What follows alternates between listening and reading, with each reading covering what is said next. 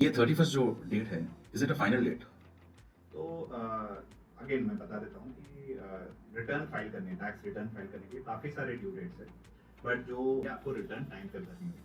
अगर आपने 31 जुलाई के बाद भरा, वो लॉस कैरी फॉरवर्ड नहीं, you will not be eligible for loss carry forward. Of the cases में न्यू टैक्स रेजिम ही बेटर है, क्योंकि ओल्ड टैक्स रेजिम में सारे डिडक्शन लेकर भी आपकी जो टैक्स लाइबिलिटी आती है वो almost similar to new tax regime आती है।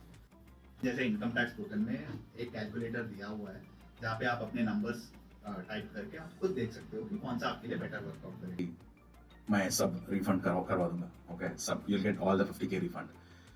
So I'm just curious, what will that consultant do? So how will that consultant file a tax? उसको आप कंसल्टेंट का फ्रॉड नहीं बोल सकते, आप खुद फ्रॉड कर रहे हो। हमें दिया है तो वो डेफिनेटली पकड़ा जाएगा सिस्टम में। So कैसा पता चलेगा गवर्नमेंट को? तो गवर्नमेंट आपको मिस रिपोर्टिंग के लिए, इसको मिस रिपोर्टिंग बोला जाता है, 100% ऑफ योर टैक्स अमाउंट। अगर 50,000 है करेक्ट, तो तो 1 लाख बनना 50,000 पड़ेगा। 50,000 मुझको आएगा, मुझको आएगा या नोटिस तो टैक्स पेयर को आएगा, आपको टैक्स पेयर? आएगा। मेरे को आएगा tax payer. Now let's say अगर मेरे को नोटिस आया, what's next? So should I be scared?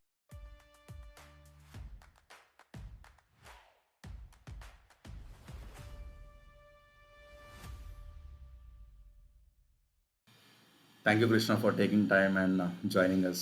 My pleasure, Sairam. Thanks for inviting me. Thank you. So how are you doing today? I'm doing good. It's return filing season, quite busy.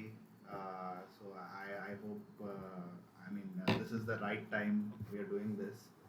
And my only, hope is that I'm able to share as much information as possible with our viewers. Yeah, good. So अपन कब मिले थे last? I think हम करीब 20 साल बाद मिल रहे हैं। 2005 में मिले थे. हम बहुत छोटे थे हम लोग, बट आप बिल्कुल नहीं बदले, you look the same. Okay, so now you are a chartered accountant. Yeah. कैसा बना तू चार्टर्ड अकाउंटेंट? काफ़ी पढ़ाई करनी पड़ी, बट इट वाज अनएक्सपेक्टेड। मेरा चूजन पाथ इंजीनियरिंग ही था हमेशा, but by virtue of some seminar मैंने अटेंड किया, वहाँ पे मुझे सीए के बारे में पता चला, और उन्होंने बोला कि सीए करने से आप ज़्यादा कमा सकते हो पैसे, तो मैंने सीए चुन लिया। बस यही रीज़न था। बहुत I know it is very naive at that time, so but it was a fulfilling journey. I think काफ़ी पढ़ाई करनी पड़ी, और मैंने लकीली फर्स्ट अटेम्प्ट में क्लियर कर लिया था सीए, तो अभी ऑलमोस्ट 12-13 साल हो गए मुझे क्लियर करके। या नाइस. तो ये अपना पहला एपिसोड है Krishna. Okay, I really wanted to start this with you. And so अपन आज के एपिसोड में अपन बात करने वाले हैं tax. Okay, because this is a tax month. सभी को पता है कि 31st is the last date. Okay, so before we file a tax, let's discuss something.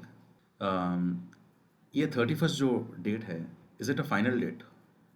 तो अगेन मैं बता देता हूँ कि रिटर्न फाइल करने टैक्स रिटर्न फाइल करने के लिए काफ़ी सारे ड्यू डेट्स है, बट जो इंडिविजुअल्स होते हैं जिनका सैलरी इनकम होता है या फिर छोटे मोटे इंटरेस्ट इनकम होता है, वो are the large category of tax payers in our country, right, the number of volume. उनके लिए July 31st is the due date. Due date इसीलिए क्योंकि थोड़े इम्प्लीकेशंस है कि आप ड्यू डेट के बाद फाइल करते हो, आपका रिटर्न कहा जाता है कि it's a late return, belated return हो गया हो, और आपको कोई पेनल्टी भरनी पड़ती है जो 5,000 रुपये है। अगर 5 लाख से नीचे आपकी इनकम हो तो 1,000 रुपये है जो पेनल्टी भरनी पड़ती है। एक वो है।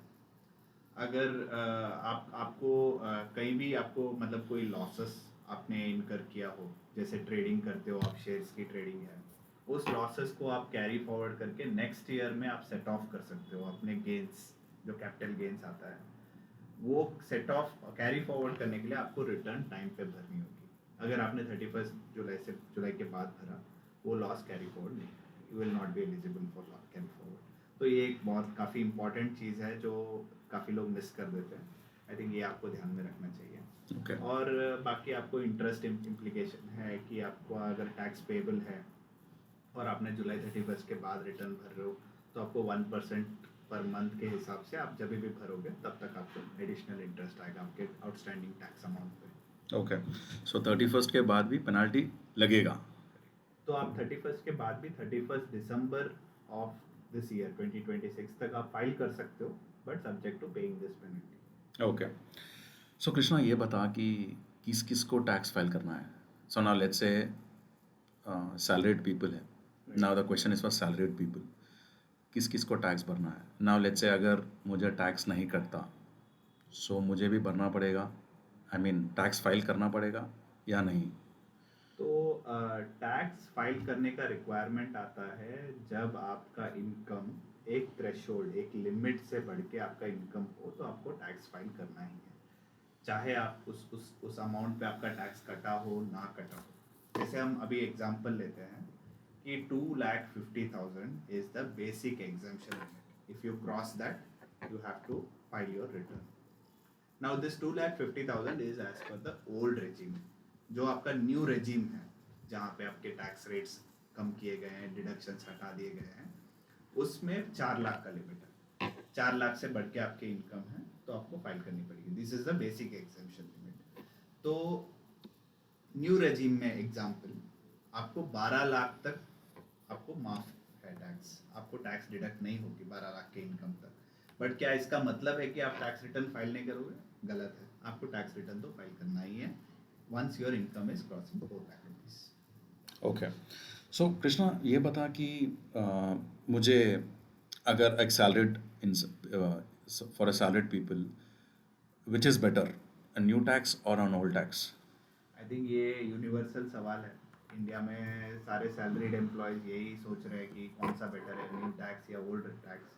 अभी न्यू टैक्स को आए हुए कोई कितने थोड़े साल हो गए हैं. आई थिंक सबको समझ आ गया है कि मोस्ट ऑफ द केसेस में न्यू टैक्स रेजिम ही बेटर है, क्योंकि ओल्ड टैक्स रेजिम में सारे डिडक्शन लेकर भी आपकी जो टैक्स लाइबिलिटी आती है वो almost similar to new tax regime आती है. न्यू टैक्स रेजिम आपको कम टैक्स, आपके स्लैब रेट्स कम हैं, जो टैक्स रेट्स हैं वो कम है, और आपको हालांकि डिडक्शंस नहीं मिलता है, but your taxation itself, tax rate itself is less, so that your tax amount which comes it is obviously less in the new tax regime. आपको ओल्ड टैक्स रेजिम तब बेनिफिट होगा तब आपके जो ये रेगुलर डिडक्शन होते हैं ना, जो हाउसिंग लोन हो गया या आपका LIC पेमेंट हो गया या ऐसे मेडिकल इंश्योरेंस हो गया, इन सब के अलावा आपके कोई स्पेशल डिडक्शन है, जैसे आपने इन सब के ऊपर से और भी एजुकेशन लोन ले रखा है, उस पर भी आप इंटरेस्ट भर रहे हो, आपने उसके ऊपर आपकी कोई डिसेबिलिटी है, आपको 75,000 या 1,20,000 की आपकी डिसेबिलिटी के लिए आपको डिडक्शन मिलता है, डिसेबिलिटी है वो आपको सिर्फ ओल्ड रेजिम में मिलती है. ऐसे एडिशनल डिडक्शंस हो तब आपको शायद ओल्ड टैक्स रेजिम फ़ायदेमंद हो सकता है. But again you have to do your own analysis. जैसे इनकम टैक्स पोर्टल में एक कैलकुलेटर दिया हुआ है जहाँ पे आप अपने नंबर्स टाइप करके आप खुद देख सकते हो कि कौन सा आपके लिए बेटर वर्कआउट करेगा. तो आप वो एनालिसिस कर लेना before you proceed to file your taxes. Okay, so how does a calculator works? So calculator क्या करता है, इनकम तो आपकी सेम है न्यू टैक्स और ओल्ड टैक्स रेजिम में. तो कैलकुलेटर क्या बोलता है, आप पहले इनकम टैक्स में लिंक आप प्लेस कर सकते हो, जहाँ पे व्यूअर्स जाके अपने अमाउंट्स को देख सकते हैं जो कैलकुलेटर में बता रहा हूँ. आपकी इनकम सेम है, वो बोलता है कि आपके ओल्ड टैक्स रेजिम और न्यू टैक्स रेजिम में जो डिडक्शंस है वो आप दीजिए, राइट. फिर ओल्ड टैक्स रेजिम के लिए जो deduction specifically for old tax वो आप दे दो नंबर 1, ठीक है. वो आपको नीचे कंप्यूट करके बता देगा ओल्ड टैक्स रेजिम में आपको 50,000 की लाइबिलिटी आ रही है, न्यू टैक्स रेजिम में आपको 40,000 आ रही है. तो आप ऑब्वियसली न्यू रेजिम चुन के रिटर्न फाइल करोगे अपनी. Okay, right. ओके, सो अगर किसी को जानना है कि ओल्ड टैक्स या न्यू टैक्स चूज करना है तो the best way is to go on a website, tax website में जाके कैलकुलेटर में अपने. So the first step would be list down all your deductions that you are eligible for. Once you do that, go to this calculator on the income tax portal. Put in your numbers, very rough. I mean, if you just put your rough numbers there, you will get to know. आपको मोटा मोटी पता चल जाएगा कौन सा better है आपके लिए. Okay. Okay. There is a for a salaried people. So what they do is एक कंसल्टेंट के पास जाएंगे एंड देन उन लोग बोलेंगे कि मुझे टैक्स फाइल करना है, ऑन एंड डिडक्शन है लेट्स से 50K ईयर, तो कंसल्टेंट बोलेगा कि मैं सब रिफंड करवा दूंगा, ओके, सब you'll get all the 50K refund. So I'm just curious, what will that consultant do? So how will that consultant file a tax? तो कुछ आई फ्रॉड थिंक करेगा, क्या करेगा, what is that back and work? उसको आप consultant का fraud नहीं बोल सकते, आप खुद फ्रॉड कर रहे हो। जब आप मान रहे हो कि वो बोल रहा है डिडक्शन में सारा टैक्स आपको रिफंड दिलवा दूंगा, और आप जब आप मान रहे हो कि हाँ करवा कर दे भाई, तो आप खुद फ्रॉड कर रहे हो। क्योंकि एक बात आपको जाननी पड़ेगी कि आपकी जो, लेट्स से आप सैलरीड एम्प्लॉय हो, आपकी कंपनी जो टैक्स डिडक्ट कर रही है आपके सैलरी पे, उनको सब पता है कितना डिडक्ट करना है, और आपकी कोई दुश्मनी नहीं है उनसे कि वो आपसे ज़्यादा पैसे ले लेंगे एज अ TDS और टैक्स। वो आपको इतना ही डिडक्ट करेंगे जितनी आपकी लाइबिलिटी है। अगर आप जाके कोई आपको बोल रहा है कि मैं आपके जो टैक्स लाइबिलिटी है उसको पूरा मैं रिफंड दिलवा दूंगा, जो भी आपका टैक्स कटा है आपके पे स्लिप में सारा मैं रिफंड दिलवा दूंगा, वो कुछ ना कुछ तो गलत करेगा ही आपके फाइलिंग में, क्योंकि उसकी भी लालच है, क्योंकि वो बोलेगा आपका जो भी रिफंड आएगा उसका 10% मेरा, राइट, यही उसकी फीस है। तो उसमें क्या होता है, वो अनाप शनाप कोई भी डिडक्शन क्लेम कर लेगा आपके रिटर्न में। आप डिसेबल्ड नहीं हो फिर भी वो बोलेगा कि आप डिसेबल्ड की डिडक्शन ले लो। आपका कोई लोन है ही नहीं, वो दिखा देगा आपका लोन डिडक्शन है। आपने कोई कंट्रीब्यूशन नहीं किया हो कोई पॉलिटिकल पार्टी को, वो बोल देगा आपने पॉलिटिकल पार्टी को दे दिया है डोनेशन। तो ये सारे ऐसे, मतलब कोई एग्जांपल बता रहा हूँ मैं आपको, ऐसे डिडक्शन क्लेम करके वो आपकी टैक्स लाइबिलिटी को जीरो बना के आपका पूरा रिफंड क्लेम कर लेगा। मान के चलो बहुत सारे केसेस में रिफंड आ भी जाता है लोगों को, क्योंकि सिस्टम प्रोसेस करता है। इनकम टैक्स डिपार्टमेंट के पास सॉफ्टवेयर है, कोई इंसान नहीं है जो प्रोसेस करता है, सिस्टम प्रोसेस करके आप ईमानदार हो ये मान के आपको रिफंड दे भी देगा। बट जब नेक्स्ट लेवल ऑफ एनालिसिस होती है इनकम टैक्स के द्वारा, तब आप पकड़े जाओगे, क्योंकि इनकम टैक्स के पास सारा डेटा है, आपको सारा डेटा ITR में देना है। अगर आपने कोई भी गलत डेटा ITR में दिया है तो वो डेफिनेटली पकड़ा जाएगा सिस्टम में। सो कैसा पता चलेगा गवर्नमेंट को? तो गवर्नमेंट को पता करने के लिए काफ़ी सारे मेथड्स हैं। एग्जाम्पल? आजकल गवर्नमेंट AI यूज़ कर रही है, और बाकी बहुत सारी चीज़ें यूज़ कर रही है। वो यही पता करेगी कि आपने बहुत सारे डिडक्शंस अपने एम्प्लॉयर को डिक्लेयर करना होता है। आपने वहाँ उसको एम्प्लॉयर को नहीं बोला, एम्प्लॉयर ने तो टैक्स डिडक्ट कर लिया। अब आप आके ITR में बोल रहे हो कि मेरे इतने सारे डिडक्शन हैं, मेरे फॉर्म 16 में नहीं थे ये सारे, मैं एडिशनली क्लेम कर रहा हूँ। तो गवर्नमेंट को फर्स्ट लेवल ऑफ डाउट वहीं पे आ जाएगा कि आपको ये सब पता था, तो आपने पहले अपने एम्प्लॉयर को क्यों नहीं बोला, अपने एम्प्लॉयर को प्रूफ क्यों नहीं दिया। तो उसको नहीं दिया, बट आप अभी रिटर्न में क्लेम कर रहे हो, तो आपको नोटिस आ जाए कि please provide proofs for all these deductions.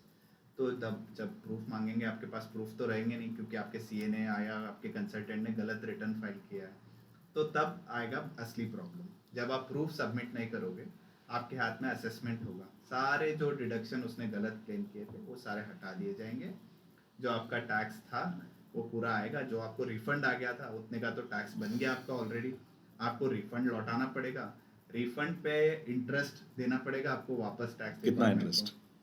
1% जो ओके, मैं बता रहा था। पेनल्टी?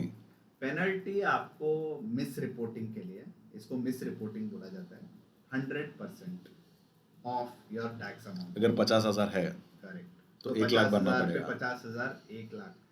आप 50,000 बचाने के चक्कर में इंटरेस्ट प्लस पेनल्टी प्लस जो भी आपका रिफंड आया था वो पूरा टैक्स भरोगे, 1-1.5 लाख के करीब आपको भरना पड़ेगा। तो इतना भारी पड़ सकता है।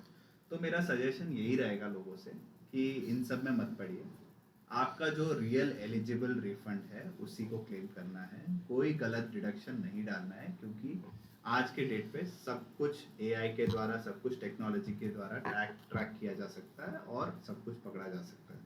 It is, you can not be ignorant of the fact that income tax department has the means and the willingness to catch you, okay. right?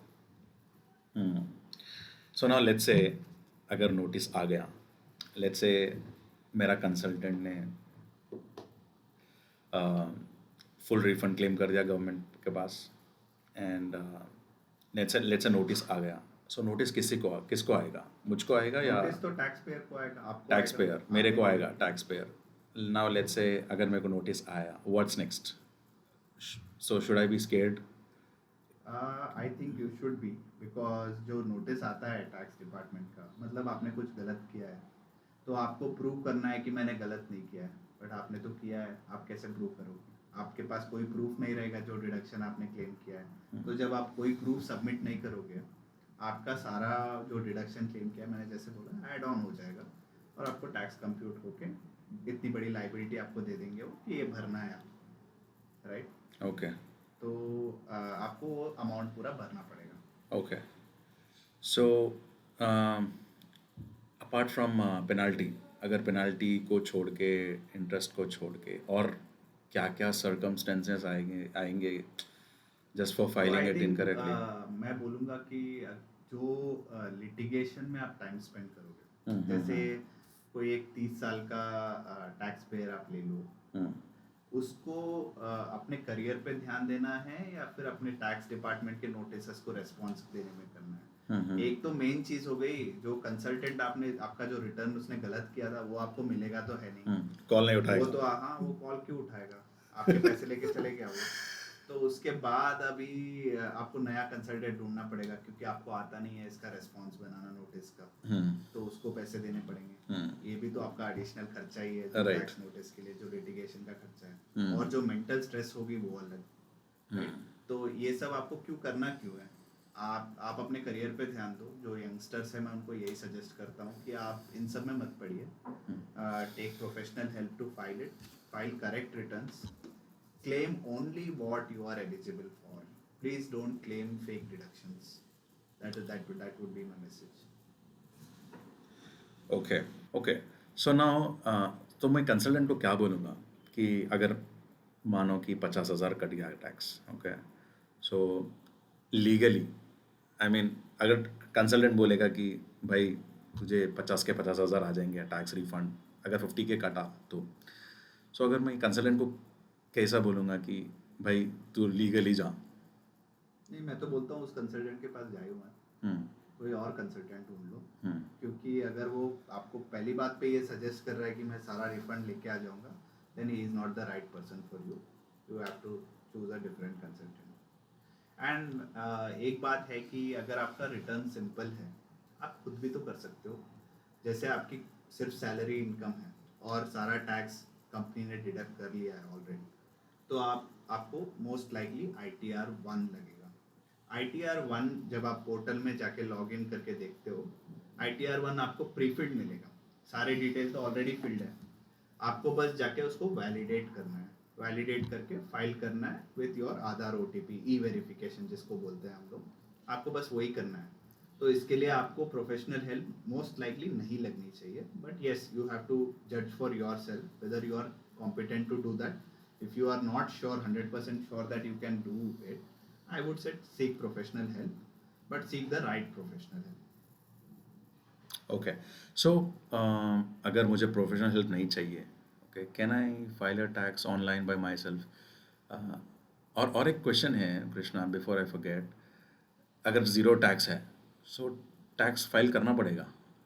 Yes, मैंने आपको बताया कि जो 4 लाख के ऊपर है, हम न्यू टैक्स रेजिम की बात करते हैं, 4 लाख के ऊपर आपकी इनकम है, तो क्या होता है कि टैक्स 4 लाख से 8 लाख पे 5% का टैक्स लगता है, 8 लाख से 12 लाख पे 10% का टैक्स लगता है। तो आपका अगर मान लो इनकम आपका 12 लाख है, मैं आपको एग्जांपल बता रहा हूँ, मैं I am not taking into consideration the 75,000 standard deduction and all that, but 12 lakh पे मान लो आपका 60,000 का टैक्स बना। टैक्स डिपार्टमेंट खुद बोल रहा है 12 लाख तक का जो टैक्स बन रहा है आपका, आप माफ, आप बहुत छोटे टैक्स पेयर हो, आपको हम बर्डन नहीं करना चाहते, आप कोई टैक्स नहीं रहेगी। तो मतलब आपका एम्प्लॉयर जो आपकी कंपनी है वो भी टैक्स नहीं काटेगी आपके अकाउंट पे, आपको पूरा सैलरी दे दिया जाएगा। अब आप मुझे पूछ रहे हो कि क्या मैं फिर भी टैक्स, मुझे रिटर्न फाइल करना चाहिए? I would say yes, you have to file your return, because आपकी टैक्स बनी थी बट गवर्नमेंट ने माफ़ किया एज अ रिबेट। आपको वही आपको रिटर्न में बताना है कि हाँ, ये इतनी मेरी इनकम है, इतना टैक्स था, बट मेरा रिबेट है, तो मेरी कोई लाइबिलिटी नहीं है, ज़ीरो लाइबिलिटी के साथ आप फाइल करो अपना return. Okay, so zero tax है तो भी फाइल करना पड़ेगा? फाइल करना पड़ेगा, definitely. Okay, so let's say अगर फाइल नहीं किया, अगर ज़ीरो टैक्स है देन व्हाट्स अगर तो अभी लास्ट 2 साल की बात बता रहा हूँ मैं. As per law you are required to file. If you don't file, income tax department is sending you reminders every other day. Still if you decide not to file, you will get a notice from department. इसको non filers का notice बोलते हैं, जहाँ पे सारा information आपके AIS में declare होता है. जब आपका सैलरी इनकम हो या इंटरेस्ट इनकम हो, आपको नोटिस आएगा कि sir please tax return file कीजिए. आपको अच्छे से पोलाइटली आपको 2-3 बार बोल दिया जाएगा कि प्लीज़ फाइल कर दीजिए. उसके बाद क्या होता है, आपके रीअसेसमेंट खुलने के चांसेस होते हैं. तो रीअसेसमेंट क्या होता है कि आपको नोटिस आएगा कि आपके पास इनकम आई है बट आपने टैक्स रिटर्न फाइल नहीं किया है, पर अभी आप मेरे पास आ जाइए, हम लोग पर्सनली देखते हैं इसको क्या क्या फाइल है आपका, क्या इन्वेस्ट हुआ है, क्यों आपने फाइल नहीं किया. तब तो आपको नोटिस को रेस्पॉन्ड देनी पड़ेगी. नेट यही है कि आप अगर रिटर्न फाइल करना नहीं करते हो जहाँ पे आपको करना चाहिए, it will lead to unnecessary litigation with the department, which I would say please avoid. Don't spend your time on all that, time and hard earned money on all that. आपका जो रिटर्न बनता है please file it and be compliant. Okay. अगर मैं पिछला year का भी अगर कर सकता हूँ तो कर सकता हूँ, राइट? आप कर सकते हो. तो अभी जैसे इस साल का जुलाई 31st 2026 हमारा ड्यू डेट है. आप दिसंबर 31st तक लेट रिटर्न फाइल कर सकते हो विद पेनल्टी. उसके बाद भी एक आपके पास ऑप्शन है updated return, right? Updated return आप नेक्स्ट 4 साल तक क्लेम कर सकते हो, फाइल कर सकते हो, राइट? बट उसमें एक कैच है. उस अपडेटेड रिटर्न में आपको टैक्स भरना पड़ेगा, राइट? यू कैन नॉट से आपको 5,000 तो मिनिमम आपको पेनल्टी लगेगी और 25% एक्स्ट्रा टैक्स आपको भरना पड़ेगा in updated return if you are not filing the return. So that you have an option to file, but yes it will have additional implication. आपके पास कोई मतलब आपको लेट से आपका टैक्स बन रहा था 50,000, 50,000 into 25% extra you have to pay if you file updated return. Okay. Okay. So another question. So Krishna, what are all the mistakes done by salaried people or the people who file tax? Right. खुद से या consultant? We can combine all the scenarios. Okay. I Best think, one. Give me the best. What Good no, mistakes. I'll give you a couple of them. Yeah. I think the very common mistake people are doing or the misconception they have is that just because they have a lot of deductions to claim, they still think old regime is better. And they continue to file. They declare to their employer that I want to do old regime. I want to claim all these deductions. And they give these details to their employer. Employer deducts as per old regime, and they want to file their ITR also as per old regime. So I would say please आप उस calculator में जाइए, अपने numbers डालिए, खुद से देखिए कि कौन सा आपके लिए वर्कआउट कर रहा है, ओल्ड रेजिम है या न्यू रेजिम है. गलत फहमी में मत रहिए कि आपका हमेशा ओल्ड रेजिम ही है क्योंकि आपके पास होम लोन है, आप HRA क्लेम कर रहे हो या आपके पास फलाना कोई भी डिडक्शन हो, तो just because of that you are not eligible for और your old regime is not good for you. You have to check your numbers first and then decide. So सबसे बड़ा मिस्टेक गलत रेजिम सेलेक्ट करना. उल्टा भी हो रहा है बट कम हो रहा है. जैसे आप ओल्ड रेजिम में आपको फायदा हो सकता था बट आपने न्यू रेजिम में फाइल कर दिया, वो भी हो रहा है बट कम हो रहा है. The other way round is happening more. एक और मिस्टेक जो मैं बहुत फ्रीक्वेंटली देखता हूँ, गलत ITR चूज करना. हम सब आजकल तो काफ़ी लोग हम स्टॉक मार्केट में इन्वेस्ट करते हैं और हम बहुत उतावले होकर बेच भी देते हैं स्टॉक को, लॉस पे भी बेचते हैं, प्रॉफिट पे भी कमा लेते हैं, जो भी करते हैं हम लोग. तो जब आप शेयर्स में ट्रेडिंग करते हो या मान लो आज के लिए शेयर्स की बात करते हैं, शेयर्स में ट्रेडिंग करते हो, आपको वो वाली कैपिटल गेन, उसको बोलते हैं कैपिटल गेन, जो भी आप फायदा करते हो ना अपने शेयर्स ट्रेडिंग में, उसको बोलते हैं capital gain. It can be short term और लॉन्ग टर्म कैपिटल गेन. जिसको कैपिटल गेन होता है उसको वो भी अपने रिटर्न में दिखाना पड़ता है. ये आपके AIS में आता है, आप मिस नहीं कर सकते, उसको आपको रिटर्न में दिखाना है.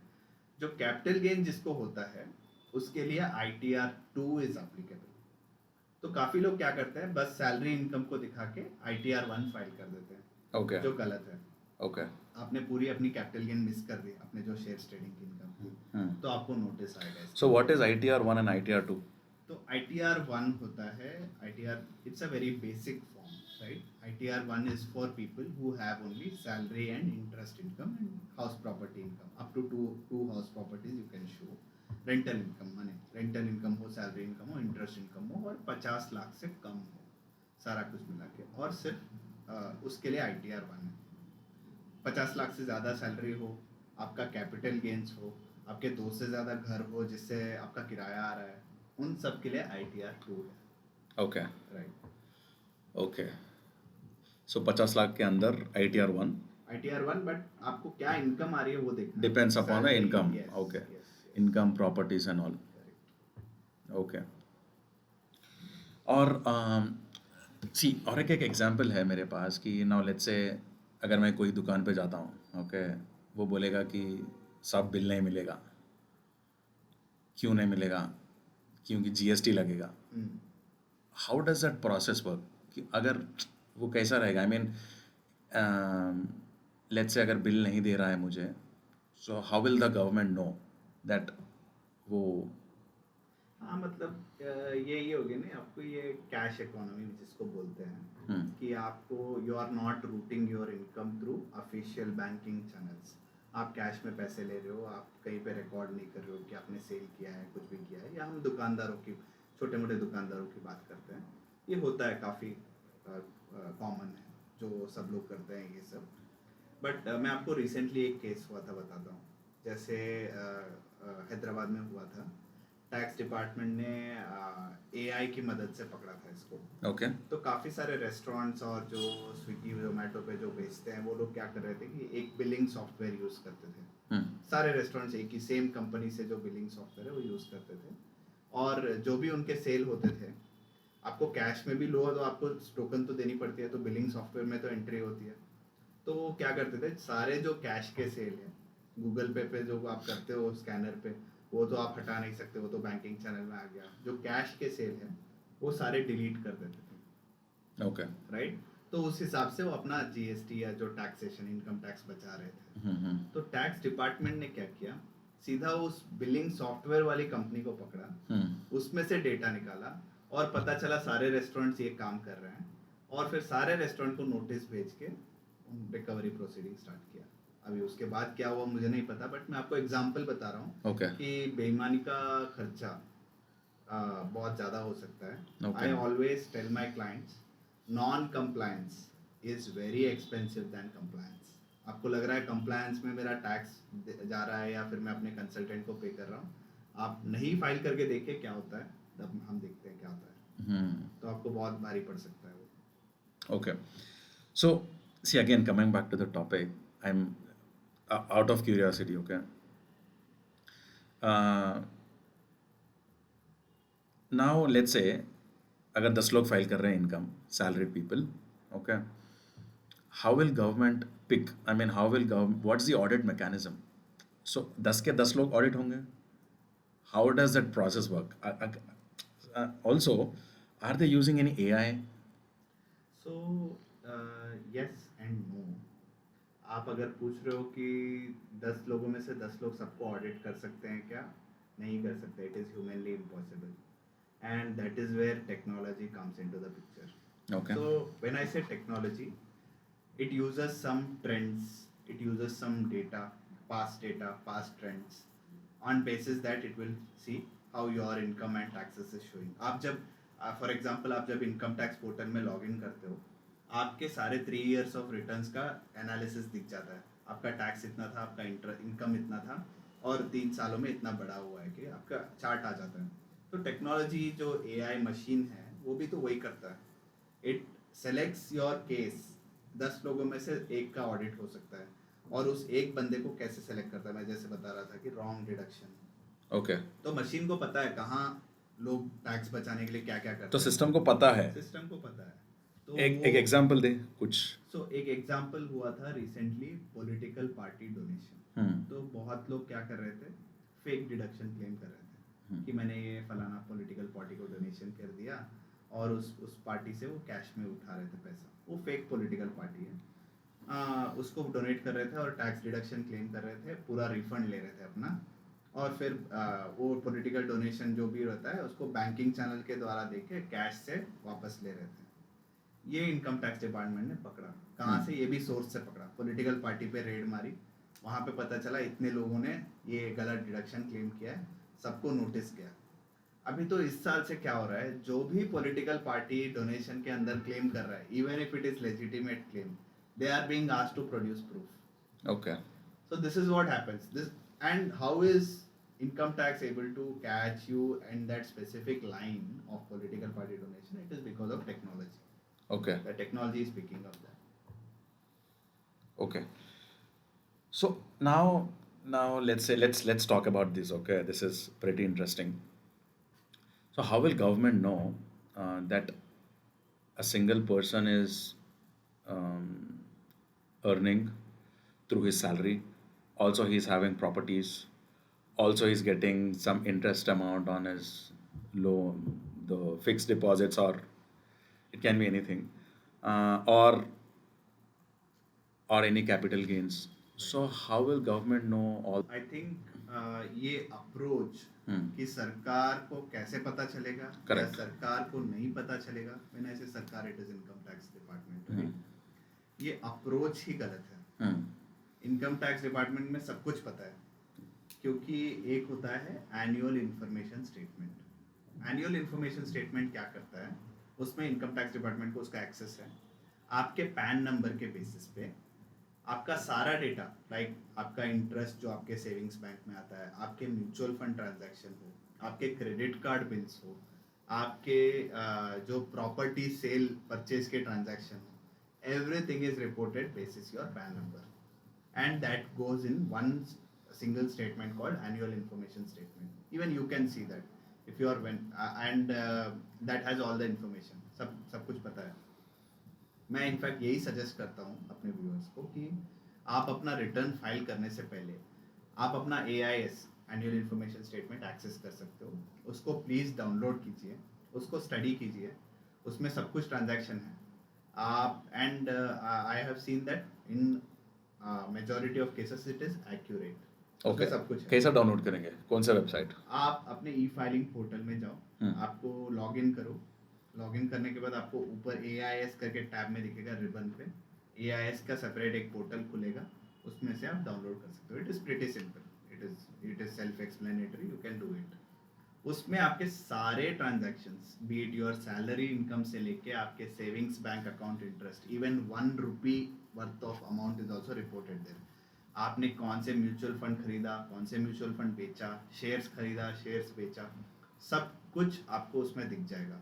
Okay. आप कुछ भी मिस कर ही नहीं सकते अपने रिटर्न में।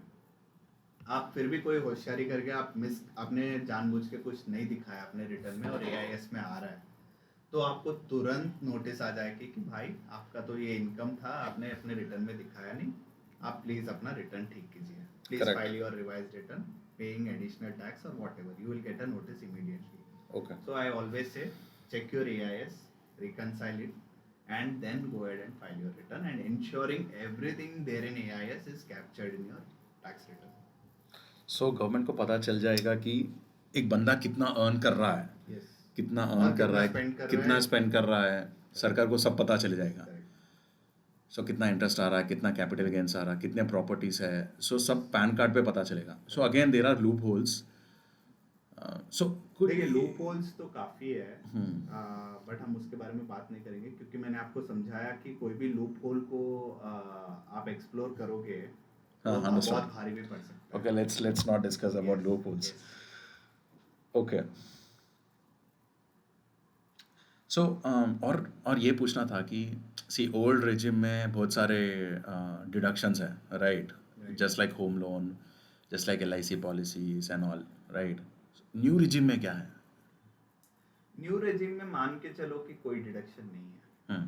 ओल्ड रेजिम में जितने हैं कुछ भी नहीं है। न्यू रेजिम में एक प्रोमिनेंट डिडक्शन है जो मेजॉरिटी लोगों को अप्लाई हो सकता है, वो है national pension scheme. National pension scheme में 2 तरह के कंट्रीब्यूशन होते हैं। एक होता है from employee side, I can go and contribute to my national pension scheme account. दूसरा होता है my employer from my salary before he pays me, he can contribute on my behalf. New regime में सिर्फ वो ही उसी का deduction है जो एम्प्लॉयर आपके सैलरी से लेके एनपीएस में कंट्रीब्यूट कर रहा है, उसका आपको डिडक्शन मिल जाएगा न्यू रेजिम में. सो अपन एनपीएस नहीं ले सकते बाहर. बाहर आप एनपीएस ले सकते हो बट हम्म. आपको उसका डिडक्शन नहीं मिलता है. क्यों? आपको सिर्फ क्योंकि वो न्यू रेजिम में वो प्रोविजन है ही नहीं. ओल्ड रेजिम में मिल जाएगा आपको. ओके, जो सो जितना भी एम्प्लॉयर benefits हो. should take NPS on behalf of. Employer has to pay to NPS scheme on behalf of central government NPS scheme on behalf of you. Only then you will get a deduction. Okay. That's a good way of saving tax because employer के through आपको पैसा आता ही नहीं है. Employer खुद ही अपने पास रख के वो कंट्रीब्यूट कर देता है और आप ये न्यू रेजिम में क्लेम कर सकते हो. Okay. Of course there are couple of more deduction, जैसे अग्निवीर स्कीम है, राइट? उसमें आप डोनेट कर रहे हो अपने अग्निवीर फंड को, उसका डिडक्शन मिलेगा. बट मेजॉरिटी के लिए NPS is the most relevant deduction in new regime. Okay, कितना कटेगा एनपीएस? नाउ लेट्स से मान के चलो, राइट लेट्स से अगर बंदे का सैलरी है 14 LP है. राइट. ओके, तो आप 1 लाख तक आप डिडक्शन क्लेम कर सकते हो. 1 lakh is maximum. Yes, 1 lakh is maximum. Okay, so apart from NPS और क्या, what is Agnipath again? Is it a donation? Yes. So it is, you have to donate to it. Agniveer Corpus Fund. You have to donate to that and you will get the deduction. So मैंने जो NPS का बताया, up to 10% of your gross salary. Okay. आप claim कर सकते 10% of gross salary Correct. NPS में. हो. NPS. Okay NPS में डाल सकते हो. Okay, Yeah. So even if it is more than 1 lakh, you can claim it, but it is 10%. 10% is maximum. Correct. 10% is the maximum. Okay, let's say अगर 100,000 है, 1 lakh rupees है in hand salary. Right. Let's say if it's more than 12 LP है and in hand salary आ रहा है 1,20,000. So 1,20,000 का 10% है 20,000. So 12,000. Maximum I can claim up to 20,000 refund. Yes. 12,000. 10%. 10 sorry 10% of 12 lakhs is 1,20,000. Understood. Up to 1,20,000. 12,000 claim कर सकता हूँ 1,20,000. Under new tax regime. So अगर मैं ये भी सुना था कि ओल्ड टैक्स रिजिम निकाल देंगे गवर्नमेंट, इज इट ट्रू? मतलब your guess is as good as mine because intent वही लग रहा है क्योंकि ओल्ड टैक्स रेजिम से स्लोली माइग्रेट करना है न्यू टैक्स रेजिम में. I think the government wants to build a system where it wants to simplify the mechanism via which you pay taxes, right? Okay. इतने सारे deductions, इतना सारा confusion हटा के न्यू टैक्स रेजिम में जाना है. But old tax regime like I said थोड़े लोगों के लिए बेनिफिशियल है अभी भी और उनके लिए शायद ओल्ड टैक्स रेजिम रखेंगे फिर भी. But we don't know what is going to happen. But आप अगर अपने टैक्स लाइबिलिटी को कंपेयर करोगे सारे अपने बेसिक डिडक्शंस वगैरह लेके न्यू और ओल्ड टैक्स रेजिम में जनरली आपको सेम लाइबिलिटी आएगा सारे डिडक्शन क्लेम करने के बाद भी. एग्जाम्पल, इसको डिजाइन ही ऐसे किया है कि आप न्यू टैक्स रेजिम में ही जाओगे. एग्जाम्पल डिफॉल्ट चॉइस जैसे हो गया. बेसिक डिफरेंस क्या है न्यू टैक्स और ओल्ड लेट्स से अगर ओल्ड टैक्स में मानो कि मैं LIC भर रहा हूँ, करेक्ट. होम लोन भर रहा हूँ. तो क्या होता है न्यू टैक्स और ओल्ड टैक्स में बेसिक डिफरेंस ये है कि जो आपके स्लैब्स हैं इनकम टैक्स स्लैब रेट्स जो होते हैं वो ओल्ड टैक्स रेजिम में your slabs are higher percentage of tax, right? In new tax regime आपका टैक्स रेट ही कम है. ओके, आपको कम टैक्स भरना है, चाहे आपको डिडक्शन नहीं मिला आपको टैक्स कम भरना है. तो ओल्ड टैक्स में क्या होता है आपका जो 100 रुपीज ऑफ इनकम है सपोज, आप उसमें से डिडक्शन सारा क्लेम करके आपको टैक्स का जो रेट है वो ज़्यादा है, आप वो भर दो, आपको वो लाइबिलिटी आएगा. न्यू टैक्स में without any deductions your tax amount is less. Okay, So most of the time what happens is that both numbers look same or in fact new tax regime is beneficial in most of the cases. Okay. So now is it, I mean as per my understanding, let's say अगर मैं LIC भर रहा हूँ, okay, Right. And home loan भर रहा हूँ, anyways the government will know Right. all my deductions and all. Accordingly, the tax will be deducted in new tax regime. Yes. Is it true? Yes. That's what liability, अब तू जो बोल रहा था liabilities and all, correct. तो आपको that's how it. आपकी company को पहले तो आपको डिक्लेयर करना पड़ता है कि सर आप मेरा न्यू टैक्स में कीजिएगा या ओल्ड टैक्स में कीजिएगा। अगर ओल्ड टैक्स में कीजिएगा तो आपको डिडक्शन के प्रूफ देने पड़ते हैं सारे अपने Correct. एम्प्लॉयर को, राइट। ओके तो उसके हिसाब से आपका टैक्स कटेगा। ओके तो आपको रियल में क्या बेनिफिशियल है, जैसे मैंने पहले भी बताया, आप उस कैलकुलेटर में जाइए, नंबर डालिए, आपको खुद को पता चल जाएगा कौन सा। अकॉर्डिंगली ओल्ड टैक्स चूज करना है या न्यू टैक्स चूज करना है, अकॉर्डिंगली Correct. कैलकुलेटर करेक्ट, आपको बता देगा। बता वो देगा। काफी सिंपल है। ओके हम्म। ओके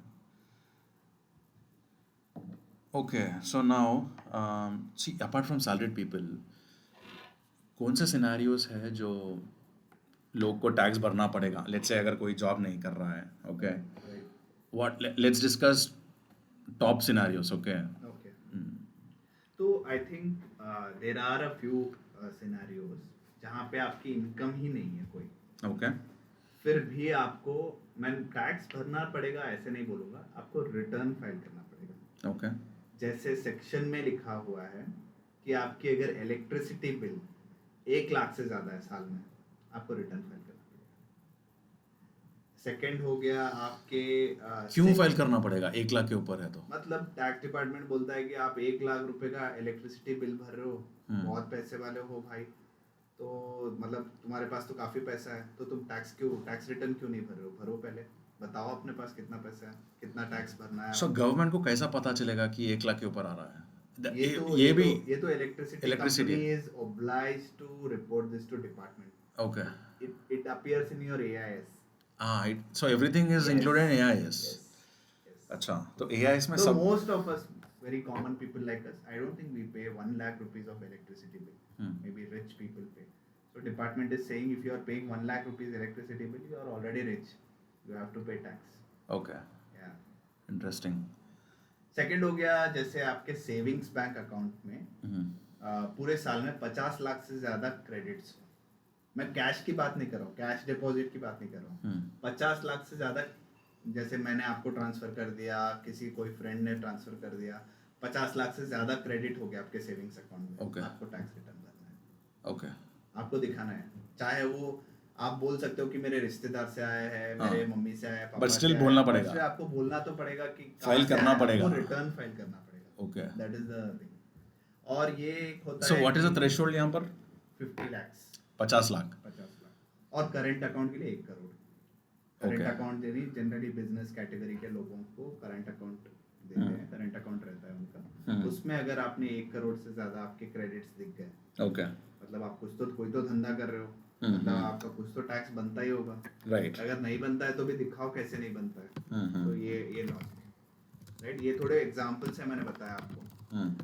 फॉरेन ट्रैवल के लिए आपने अगर 2 लाख से ज्यादा स्पेंड किया है, Okay. जैसे आप फॉरेन ट्रैवल आपको करना है तो आप वहाँ की करेंसी आप खरीदोगे। जब करेंसी खरीदते हो आपको पैन नंबर देना पड़ता है। तो उसके लिए जैसे आपने टिकट बुक किया है फॉरेन ट्रैवल, तो वो भी आपको कहीं ना कहीं क्रेडिट कार्ड से या पोर्टल से आप बुक करते हो, वो भी ट्रैक होता है। तो आपने अगर 2 लाख रुपए से ज्यादा स्पेंड किया फॉरेन ट्रैवल का, आपको रिटर्न भरना पड़ेगा। ओके तो इसके अलावा AIS मैं जो बता रहा था आपको, AIS में सारा चीज इंक्लूड होता है। Okay cash withdrawals, right, cash deposit और cash withdrawal more than 50 lakhs current account में, वो रिपोर्ट हो जाता है AIS में। आपको नोटिस आ जाएगी अगर आपने टैक्स रिटर्न नहीं भरा। ओके कौन सा सिनेरियो है ये? कैश डिपॉजिट या cash withdrawal. Withdrawal, okay, Right? उसका भी थ्रेशोल्ड है? अकाउंट में 50 लाख है, सेविंग्स अकाउंट में 10 लाख है। ओके पूरे साल का मैं बता रहा हूँ। साल में आपने अगर कैश 10 लाख से ज्यादा विड्रॉ किया, आपको नोटिस आ जाएगी। 10 लाख से ज्यादा डिपॉजिट किया, उस पे भी नोटिस आएगी। This is cumulative. In one transaction if you deposit more than 2 lakhs, तब भी नोटिस आती है, तब भी वो रिपोर्ट होता है कैश डिपॉजिट किया तो। ओके तो बैंक आपने नोटिस किया होगा कई बार बैंक पैन नंबर मांगता है, पैन नंबर मेंशन कीजिए जब आप डिपॉजिट कर रहे हो 2 लाख से ज्यादा। ओके उन केसेस में रिपोर्ट होता है। वो पैन नंबर इसलिए मांग रहे हैं क्योंकि इनकम टैक्स को वो बताएंगे कि आपने 2 लाख से ज्यादा डिपॉजिट। पैन नंबर पर क्या क्या ट्रांजैक्शंस हुआ, सब Correct. सब सब पता चल जाएगा। और एक इंटरेस्टिंग बात बताता हूँ कि सेल परचेज ऑफ प्रॉपर्टी हम लोग सभी खरीदते ही हैं या बेचते हैं, हमारी पुश्तैनी ज़मीन हो या फिर कोई लैंड हो, आपने बेचा 30 lakhs एंड अबव पे आपने बेचा है, आपको रजिस्ट्री तो करवानी पड़ेगी। तो आपका जो सब रजिस्ट्रार है, ही इज ऑल्सो obliged और he is required to report anything more than 30 lakhs worth of sale purchase. PAN number देना पड़ेगा आपको उसको, सब रजिस्ट्रार को। वो भी इनकम टैक्स को बताता है कि इसने ये लैंड खरीदा है या लैंड बेचा है, प्रॉपर्टी फ्लैट खरीदा, फ्लैट बेचा है। तो यहाँ पर भी आपको नोटिस आएगी। आपने अगर ये सब मैं नोटिस आएगी बोल रहा हूँ जहाँ पे आपने रिटर्न फाइल नहीं किया, आपने सोचा मेरी तो इनकम ही नहीं है, मैंने Okay. तो सिर्फ घर खरीदा है, तो यहाँ पे नोटिस आएगी कि आपने एक घर उसका थ्रेशोल्ड कितना है? 30 lakhs 30 lakhs 30 lakhs worth of जो any register property, market value होती है, any property. any property, Okay. any property where you go to the sub register, he will report it. So okay, now I'm just curious. Okay, before we get There into is one more transaction. Okay. जैसे credit card, हाँ more than 10 lakhs if you pay as a credit card bill, that also gets reported. आप बोल रहे हो कि आपके पास income नहीं है, आप रिटर्न फाइल नहीं कर रहे हो, बट आप क्रेडिट कार्ड की बिल तो 10 लाख रुपए आपने क्रेडिट कार्ड पे स्पेंड कर दिया, तो आपको फाइल करना पड़ेगा return. So अगर मैं ये सारे चीज़ अगर फाइल नहीं किया, मुझे नोटिस आ जाएगा Correct. from government. Correct. Okay, and they'll come to know with that file. What was that file again? AIG. AIS. AIS file. Okay. Annual information. So people can download that AIS file from their login portal. login portal, tax portal पे Tax portal, yes. मालूम हो जाएगा. Annual So tax accordingly portal they you need to file a Yes, tax. Yes. Okay. Okay, interesting. Okay. Now let's get back to the salaried people scenario. Right. Okay, people who are earning through salary. Now, what do you think, as per you, what are the mistakes they usually make before they file a tax? So, what message would you like to pass on? So I already covered this. Wrong regime, wrong ITR, right? Wrong ITR select करना, wrong regime select करना, fake deduction claim करना, ये सबसे बड़ी गलती बहुत लोग कर रहे हैं आजकल. Right. I would suggest please don't do it, because don't spend your time and money on fighting notices. I don't think that is worth it. Please file whatever you are eligible for. Then refund के पीछे भागना कि मुझे refund चाहिए, ऐसा नहीं होता है टैक्स रिटर्न में. जितना आपका टैक्स लायबिलिटी बनता है उतना तो पे करना ही पड़ेगा. जितना आप राइटफुली आपको रिफंड मिलना चाहिए, से आपने कोई डिडक्शन मिस कर दिया हो, अपने एम्प्लॉयर को बोलना, आपको बाद में क्लेम करना है, आपके पास डॉक्यूमेंट है, प्रूफ है, आप क्लेम कर सकते हो और रिफंड क्लेम कर सकते हो. बट ये एजम्पशन के साथ जाना कि मेरा तो 50,000 का टैक्स कटा है, मुझे सब कुछ रिफंड चाहिए या मुझे कुछ तो रिफंड चाहिए, ये गलत है. तो आजकल क्या हो रहा है, जो सैलरीड एम्प्लॉयज हैं उनके सैलरी पे तो टैक्स कट हो जाता है, बट उनके जो सेविंग्स बैंक की इंटरेस्ट है या फिर उन्होंने शेयर्स की ट्रेडिंग की है, ये सब AIS में आ रहा है और आपके ITR में भी प्रीफिल्ड आता है ये सारा.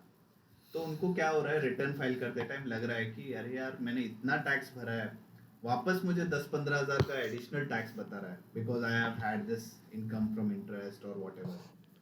तो this is a very common problem everybody is facing, but I would से वो छोटा सा अगर अमाउंट आ रहा है उसको पे करके खत्म कीजिए. Don't waste your time in avoiding it or trying to avoid with some fake deduction or something, because you earn some income, you have to pay tax on that. Okay. Abhi whether I am getting the rightful service from the government for the taxes I pay, that's a very very different debate. I will not get into that. Okay. But I am only here to advise in a professional capacity. Okay. And another question. Now let's get into another scenario. Right. Now let's say if someone is changing the job. Okay. Right. काफी interesting है ये. हाँ.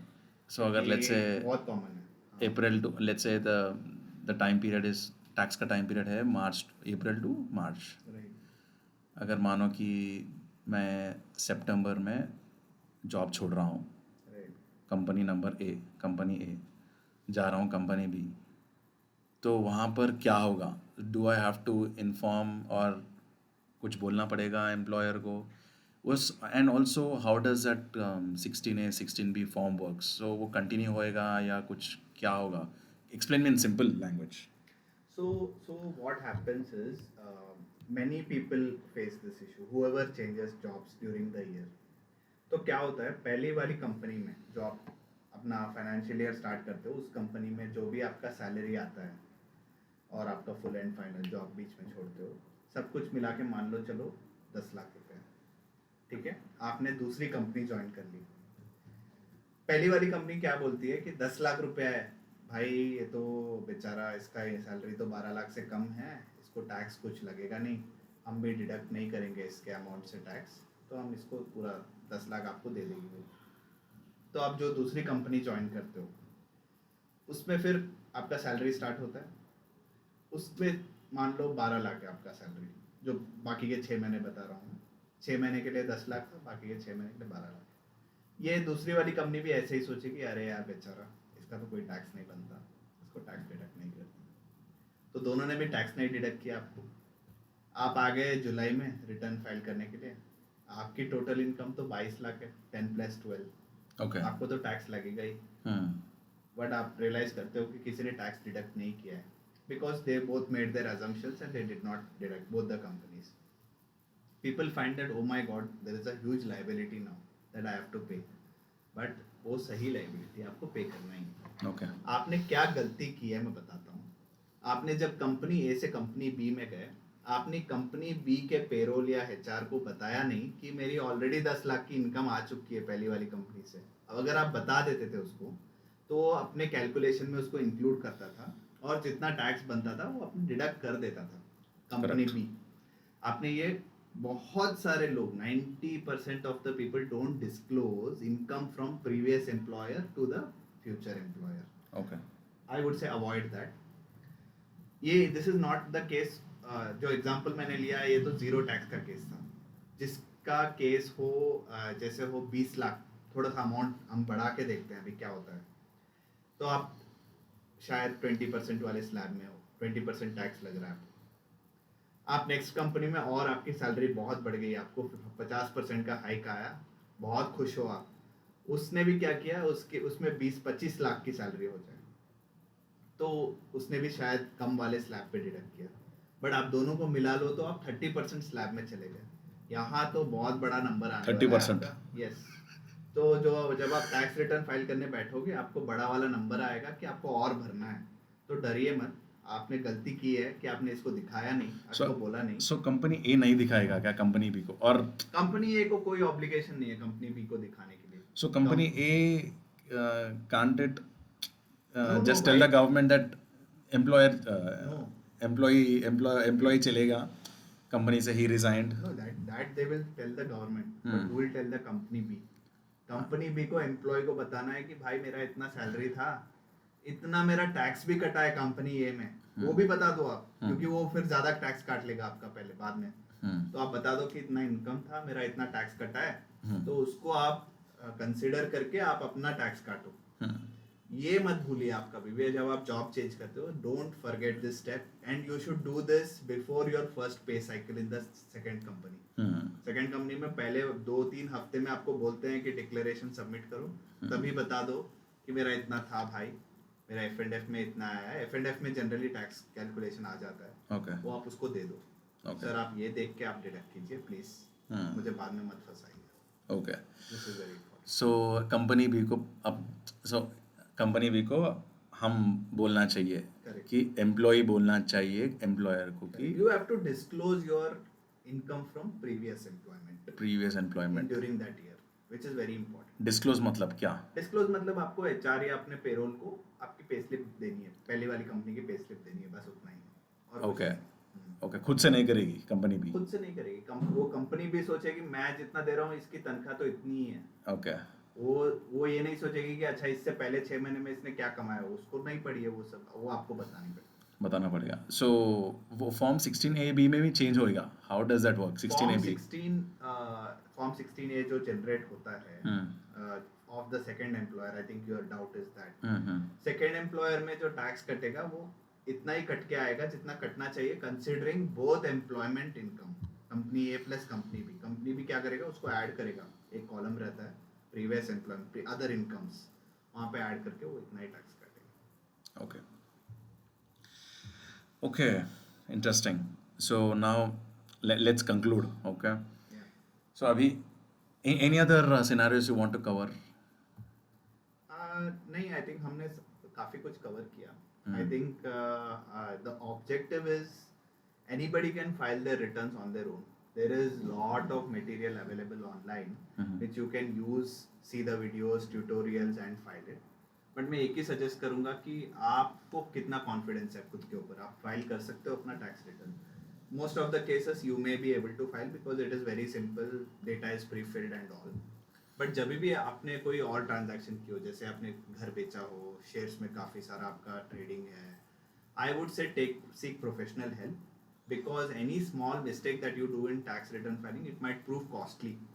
आप ये मत सोचिए कि आप 4-5 हज़ार अपने कंसल्टेंट को पे करोगे और वो मेरा नुकसान हो जाएगा.